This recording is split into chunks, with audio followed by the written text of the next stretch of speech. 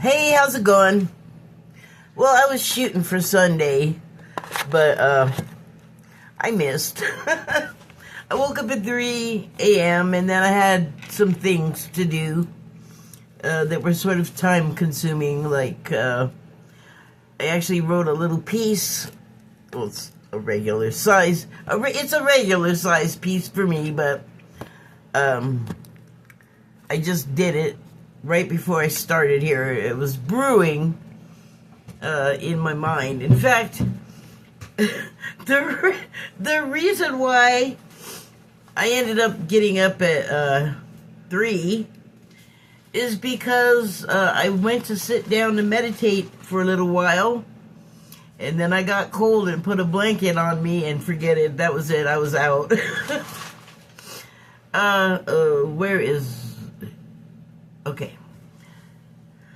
So, I have some cards, but I want to read this piece because, well, let me read it and I'll just tell you. So the title is Starvin' and Maxin'. Some of us are obsessed with our image. Our appearance isn't good enough. It doesn't help that others of us can't wait to reinforce this. We all have our opinions and suggestions, tactfully made on occasion, but usually not, because we don't offer these often to lift up. Oh, excuse me just a second. We don't offer these often to lift up. We don't offer these often to lift up when someone's down. Unfortunately, we're mostly more concerned with scoring points, getting our licks in. Maybe the person opining, the person reinforcing the idea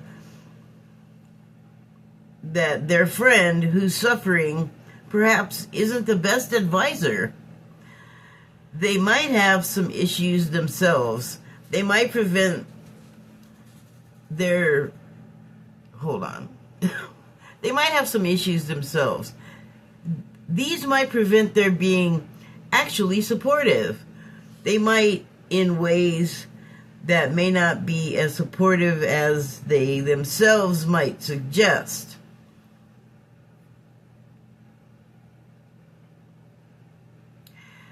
Okay. There are lots of pressures bearing down upon us. Social pressures that have a tendency to move us in directions inexorably we may not want to go, but sweep us up regardlessly.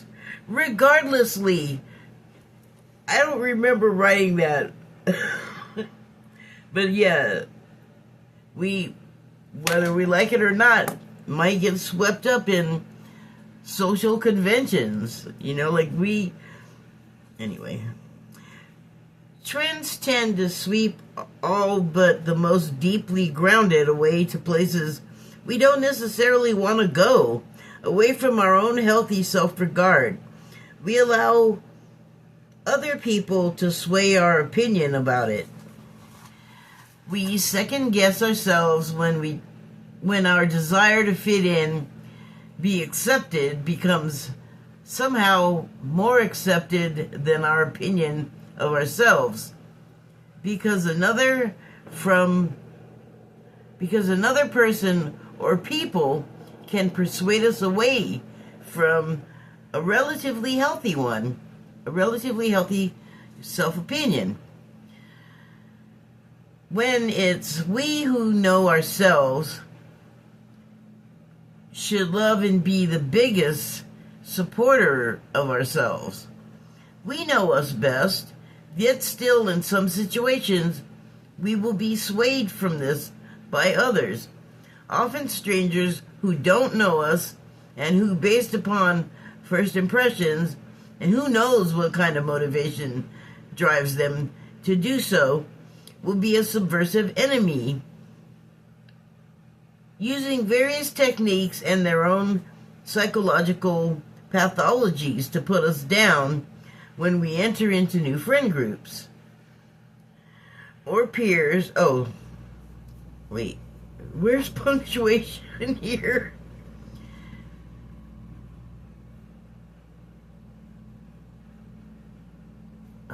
Okay, I am lost now. Yet still, in some situations, we will be swayed from this by others. I'm going to put a period on there.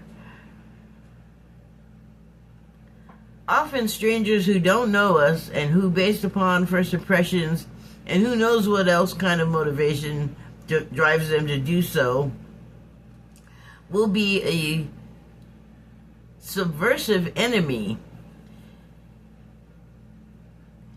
using various techniques and their own psychological pathologies to put us down. When we enter, okay, there is a period there, you just can't see it. When we enter into new friendship groups or peers, often the new element, you, is subject to attack, to force conformity and established pecking orders. Your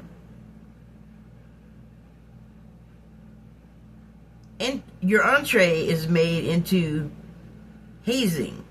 Your entree is made into hazing. All powered by insecurities of group dynamics and personalities that have their own self-image issues and so constantly put others down. I'm talking about two alarming trends that have been around forever, but they are new incarnations of self-image tinkering minus the healthy aspects. They keep us sane. The obsession with weight loss has been there my whole life, and I have learned that as difficult as it is to maintain personally, I had a moment when it looked good because I know I want weight control to be as easy as it is to enjoy feeding on the very things that made me this way, heavy and overweight. It would be so nice if medication could swoop on in and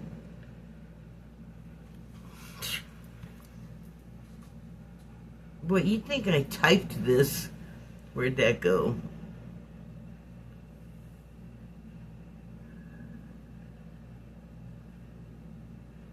Come on now. Swoop on in and remove the problem. The way... Oh, yeah. It would be great if medication could just swoop on in and remove the problem, the weight. Only weight alone isn't the whole... Weight alone is not the whole problem. On top of liking sweets or bad treats, for me, there's an improperly addressed psych component. I even know what it is and the precise moment when it began. That is seemingly never discussed, and that's a problem. Like, we worry so much about like what we look and what people think. And I'm talking about like everyone involved, the person being looked upon that's overweight, the other people looking at them and having not necessarily the nicest things to say. Everybody's got stuff going on, you know, like psychologically. That's what I'm talking about when I refer to pathologies. Like, they may say something completely ugly to you, but really it's something ugly that they feel about themselves, and you just happen to embody it for them. It may not even be about you being fat, you know? Like, we have stuff going on that makes us say and act crazy. And none of us all have the whole picture. Okay, where was I? There are many who publicly struggled with weight loss and developed eating disorders. We develop those at the root of our weight loss issues, and the fat comes as a result. We tend to focus only on how it looks and not why, and I think it's why losses don't stick. Just because the bulk is gone, we expect the bulk of the problems to go too. But that's not how this works. That's not how the medicine works even. You know, I'm just going to interrupt myself here. And I want to talk about like weight loss surgeries, like the sleeve or even more extreme ones of those. And those, they encourage you to go through some psych stuff, like some therapy, before you make this extreme change to your life. Because generally, if you're overweight, then you have a control issue with how much to eat and how often. And the issue is that the controls are not there. You just do it whenever you want, whether you are hungry, whether you're full. I mean, like I said, there's a psych component to these things. And so they want you, the doctors want you, prior to having these extreme surgeries, to address this so that you don't do this to yourself, make this extreme change abruptly and without thought and consideration. Because if you don't gradually make a transition from no guardrails to many, we are not good at that. We don't cold turkey well. That is why, therapy is a thing. It helps us function. And so,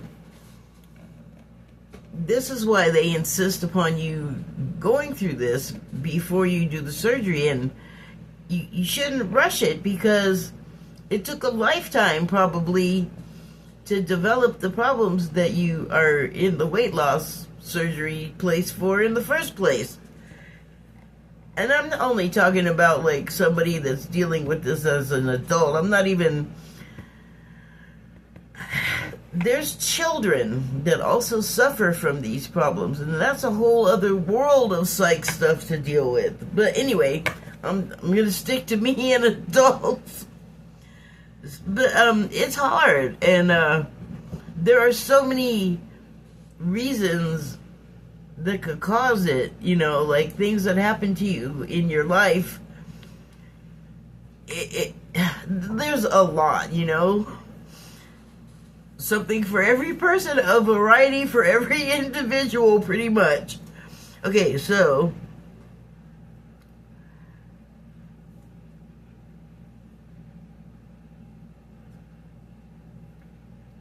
I'm looking for where I left off. Give me a second. Oh, okay, that's not the right page.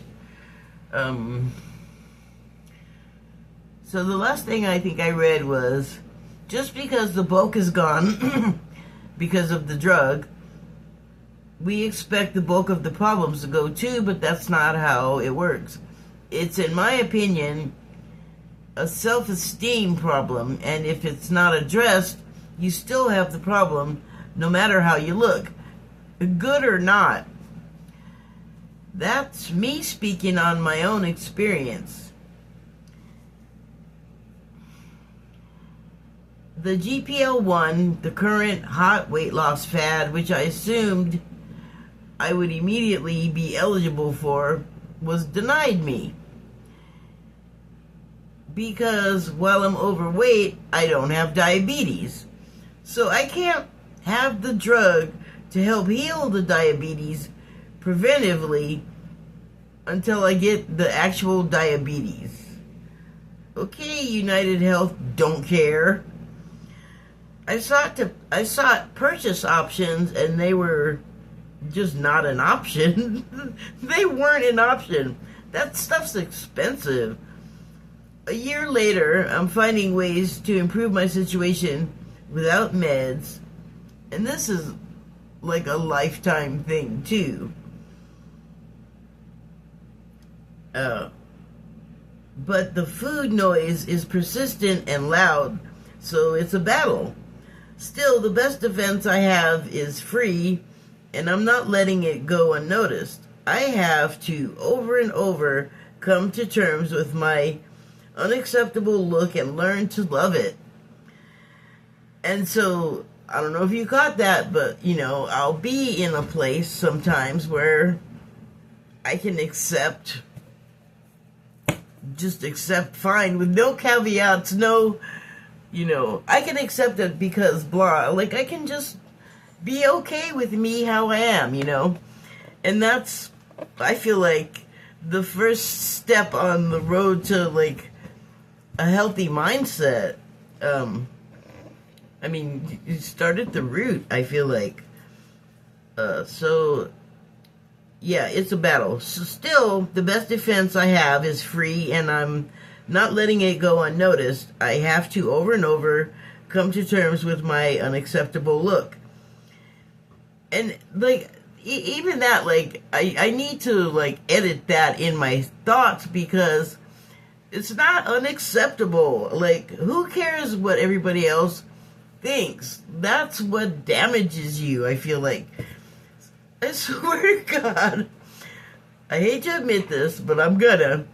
On Blue Sky, I, woke up in the morning, and when I picked up the phone and looked at it, I saw that I had 2 follows, and so what I always do is go look at the person's account and see, well, do I want to follow this person back? Do I want to block them? Do I want to ignore it? And so I went ahead and followed the first one. There were 2, and then the second one disappeared, and that usually means that they changed their mind about following me. And I had a mini spiral. I was like, what? Why? Why did you leave me? What did I do? And then I was like, stop it. Snap out of it, Just kind of had to slap myself around like, it's Blue Sky. It's somebody you don't know. You have nothing invested in that person. What are you doing? So, more constant course correcting, it's a lot. It's already a lot. And then you have this other thing. Moving on. Reinforcing my resolve. The consequences of this drug shortened. Wait, what the heck?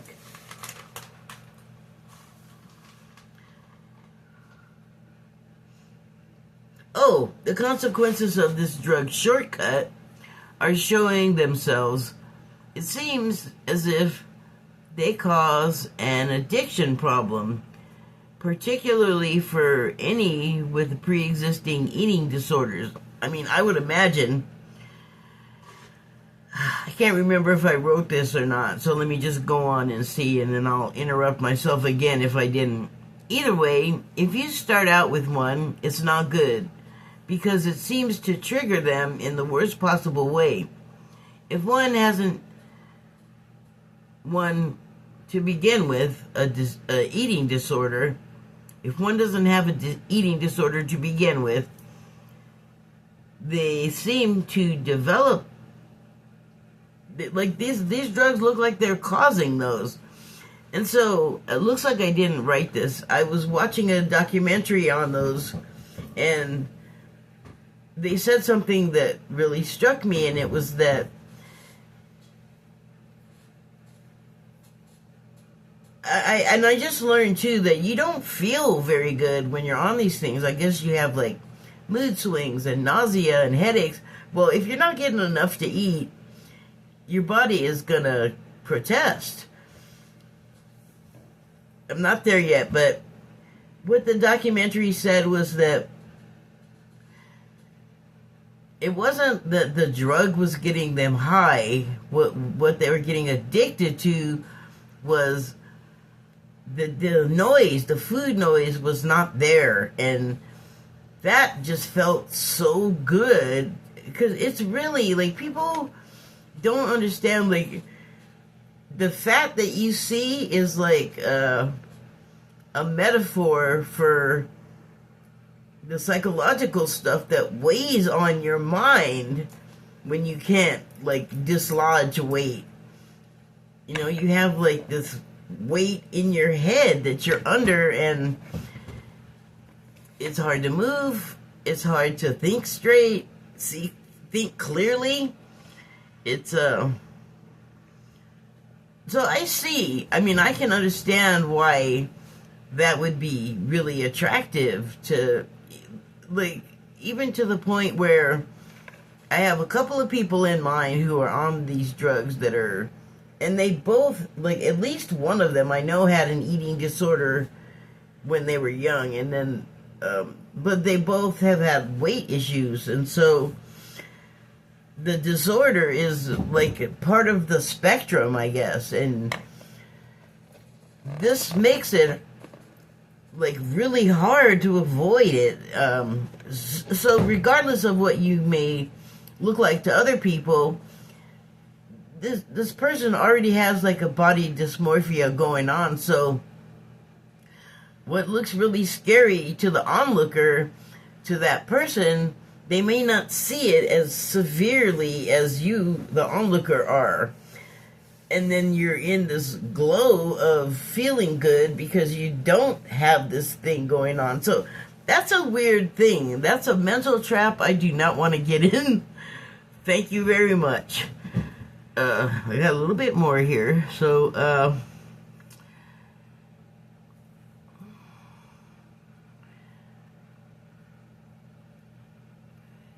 if you don't, either way, if you start out with an eating disorder, it's not good because it seems to trigger them in the worst possible way. If one hasn't one to begin with, they seem to develop. I noticed that the silencing of the food noise itself has shown itself to be very addictive. I guess I did talk to it. It's hard to disentangle from as the food trap alone that got us fat in the first place. I feel like I dodged a bullet by not actually being eligible to take that drug. It seems like, struggling out of it minus the medication might be the better way to go, personally. Switching gears, there's a parallel obsession that has also been around for a while that's finally percolated its way across my attention, and it's looks maxing. Very similar with the obsession to look thin, it's the obsession with appearance, which can also be altered by healthy self-care. Diet and exercise.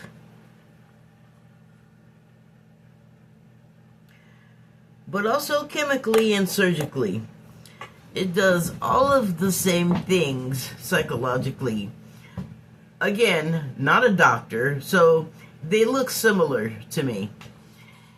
I think, understand I'm a layperson diagnosing these, but I can spot a parallel, and both of the appearance-based forms of, in my opinion, warped self-expression skips right over the why do you want/need to do this to yourself. Why treat yourself with extremes when maybe the question is simple with long-time verified treatments like therapy that work. It's a young men thing, I guess, but it's parallel Oh, but it parallels all of the stresses women are faced with when stepping out the door into society. Many of us, not all, don't leave the house without makeup, and we get fillers and treatments and substances and surgeries, all to enhance our appearance, our looks. Men have gone all in and joined us, we women, obsessed with our appearance and the adjacent currency that provides if everyone else decides to approve. If they don't, the money and pain and inconvenience of chasing beauty, a lot of which destroys self-esteem,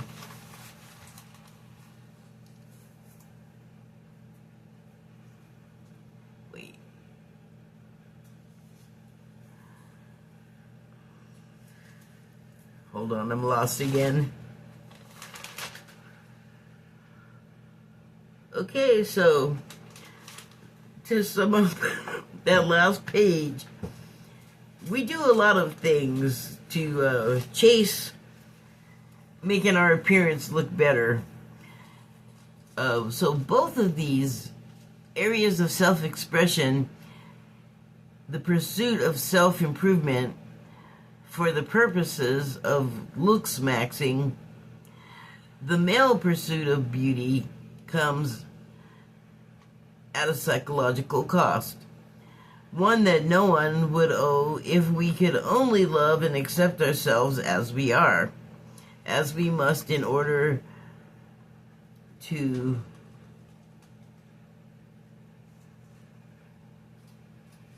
what the heck?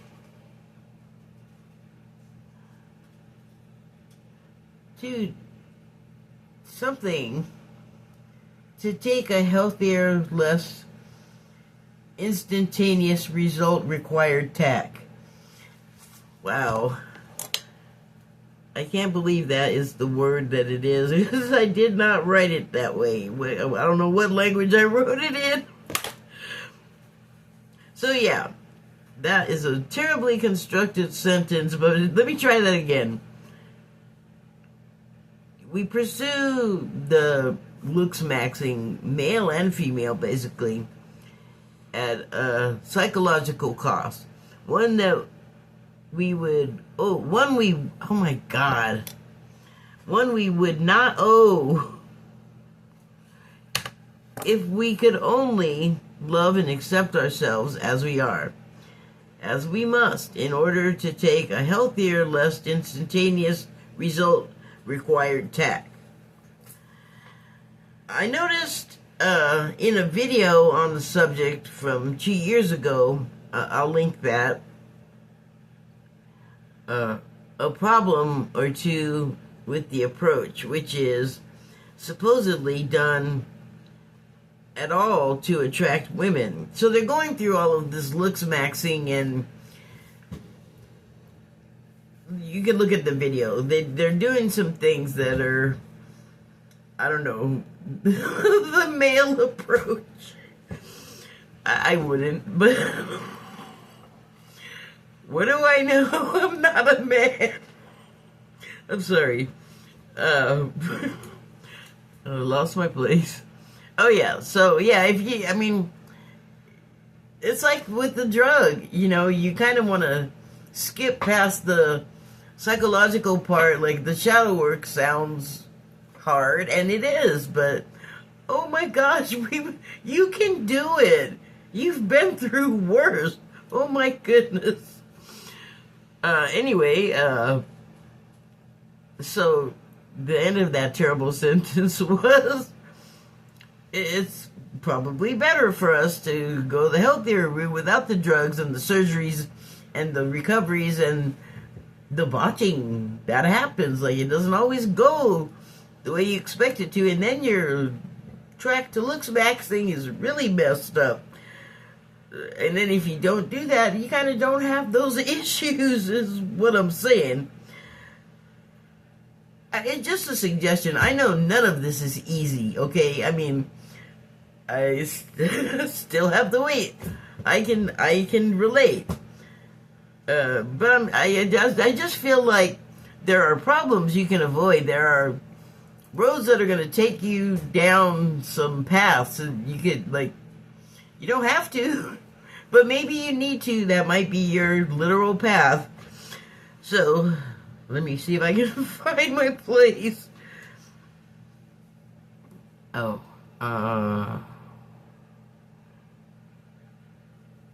where'd it go?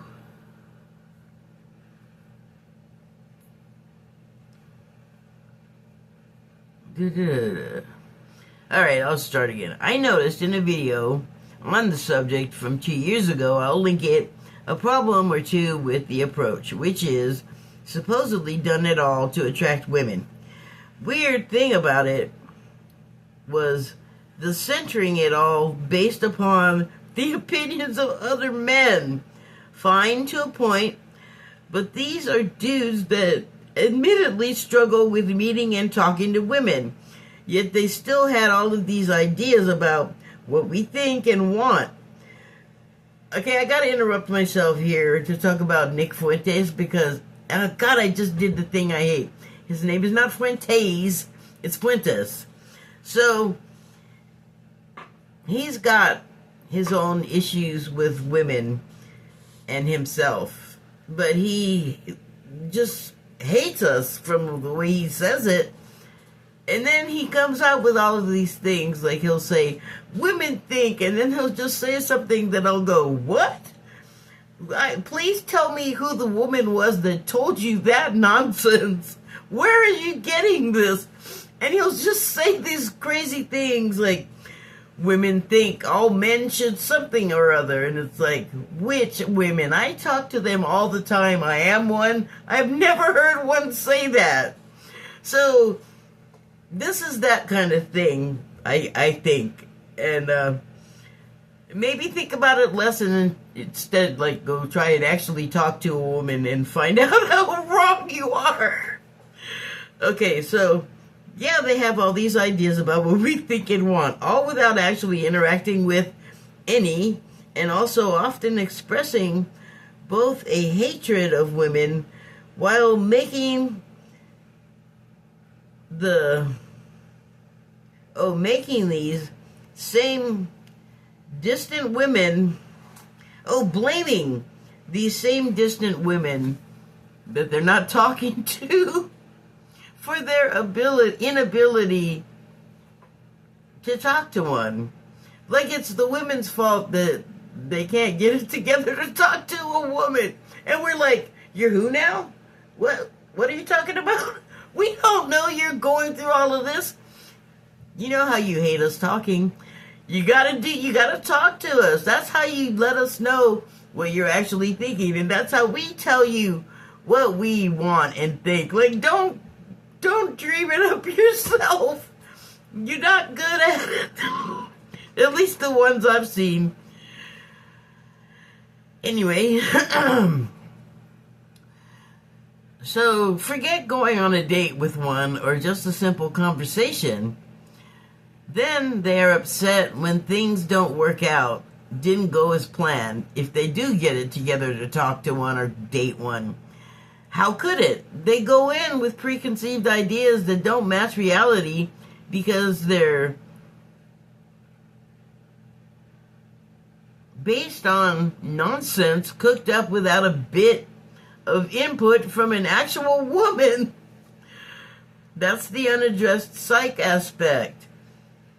They base entire scenarios on ill-educated, fantastical realities that won't work in actual reality and true interactions. No perfect or any halfway decent relationship is likely to be born or survive that way. A fantasy will never meet the standards of reality. I mean, you can do the fantasy stuff, but you gotta do the real stuff first to get there. To get the consent to have somebody to, like, join you in your fantasy world.